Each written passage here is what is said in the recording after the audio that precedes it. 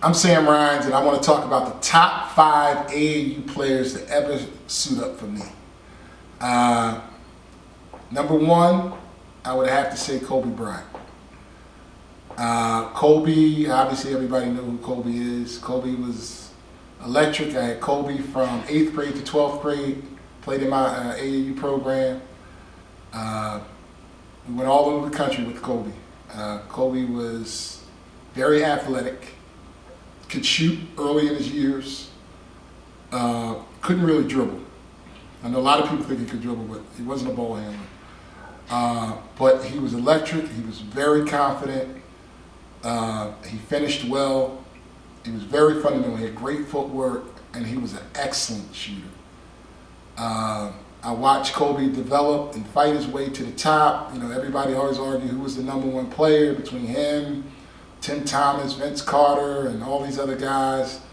And Kobe prevailed as probably one of the greatest players that ever laced up. My second favorite player, definitely Richard Hamilton. Could easily be the first. I mean, Rip, he's from Coatesville. Rip was electric. Like, funny story about Rip, nobody knew about Rip. Not until he went into his 12th grade year, went to ABCD basketball camp, and just tore it up. Got MVP of the camp over Kobe. Kobe got MVP of the All-Star game, but Rip got MVP of the camp. Rip was a combo guard. He could really, really handle, and he could cross you. I mean, he had everything. He had every part of the game you can imagine except for weight. He didn't have any weight. He was so skinny. And he never gained weight. He never gained weight. So, short story about him. His father wanted him to go to Temple. I wanted him to go to Connecticut. I did a lot for him to go to Connecticut because I thought that would be the best fit. And that's when I realized my value as far as influence with kids and what they do and where they go and how they can get to the top level if they go to the right place and do the right thing. So Rip is like one of the first kids that listened to what I said, and I really invested a lot of time and effort to get him to that particular situation, and it paid off for him. He got a college championship, he got an NBA championships, and an NBA All-Star, and that was one of my favorite stories to tell. And you know, it's funny because people interview me, Sports Illustrated and Sporting News and all these different magazines, and we talked about Kobe and Rip playing together, and people always ask me, they said, well, who was better between Kobe and Rip? I said, well, for me to coach somebody, it was definitely Rip Hamilton. For me to watch somebody as a fan, it was Kobe Bryant. That's how close it was at that time. And if you get some of the old film, and I'm gonna see if I can dig it up, you'll see that Kobe gave Rip problems and vice versa. Kobe was a great player, though. He was the greatest player to ever lace up, ever. Most skilled player to ever lace up, I should say. Third best player, that's a tough one. I would have to say Kyle Koosman from the Lakers. Kyle came to prep school with me a couple years ago. Kyle was a shooter. I love shooters. I love guys with mid-range games. Kyle could put the ball on the floor at 6'10". He could shoot. He was diligent. What I like about Kyle, probably more than some of the other players that I had, was Kyle was a product of what we taught. The fundamental layups, moving without the ball, catch and shoot. Wasn't really anything fancy about him, but he always got the job done, and he was very diligent at what he did. And I like him for that. I like Kyle for what kind of player he turned out to be, and I enjoyed helping him get to that next level, along with Vinny and a couple other guys that stuck with him. And Kyle had to take the long way to get to the NBA, but he made it. And he made it in style. He had a great summer in the summer league, and obviously he's one of the more popular guys on the Lakers, and the Lakers have a bright future with Kyle Koosman being on their team.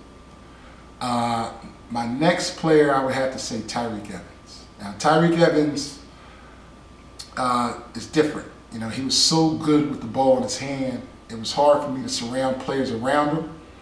So this is a true story, and this leads into my fourth guy too. But the story with Tyreke, I had him play with me a couple times in 6th grade, 7th grade. I had him playing with high school guys in 8th grade. And then by 9th grade, he was playing, against high school guys. It wasn't those 16s and 15s and all that stuff you see today. He was 15 killing high school guys. So, true story, I went down to Virginia to play against O.J. Mayo and Billy Walker. And I took Tyreke Evans and a kid named Terrence Roderick. And Tyreke was the story. Everybody wanted Tyreke. All the Nike guys came out and everything else. And Tyreke played well, but the guy that stole the show was my 4th player, Terrence Roderick. And Terrence was super gifted, very athletic. He was a 6'5" point guard, went to UAB. Some of you guys probably never heard of him, and probably never will, but he's one of these kids that should have made it, could have made it, but didn't make it because, he just had a couple bad things happen to him, a couple bad luck things. But he was definitely my 4th player, being a super athlete, great passer, great playmaker. I think he would have made out better going to a school where he would have been a point guard. So, that kind of stuff happens. If you're going to make it, you got to be in the right place at the right time, in the right situation in order to make it to the next level. And my last player to lace up for me is definitely Kyle Lowry. And Kyle's a funny story too. Kyle played with me in 10th and 11th grade. And he went out to Vegas with me the whole 9. Before MJC and Philly, and he played with other teams too. But Kyle was special because Kyle fought his way everywhere. And I never forget, we were out in Vegas, and I put Kyle on a team of guys that were young. He was on my sophomore team, and they were playing all 17s. They never played 16s, 15s. And Kyle was in the back gym. They had to fight their way in the playoffs.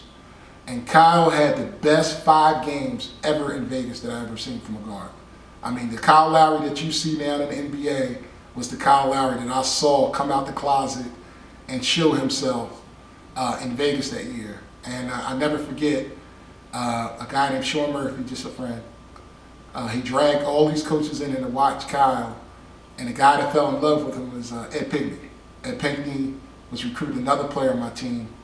And he dragged him in the gym, and Sean Murphy, and I never told anybody the story, Sean Murphy told Ed Pinckney, and along with Red Smith, Sean Red Smith, told Ed Pinckney that Kyle was going to be a star. And Ed Pinckney introduced him to Jay Wright, and you never looked back since. Kyle was a go-getter, played hard, very consistent, and you got to love who he is. Those are my top 5 players. Look out for my next 5.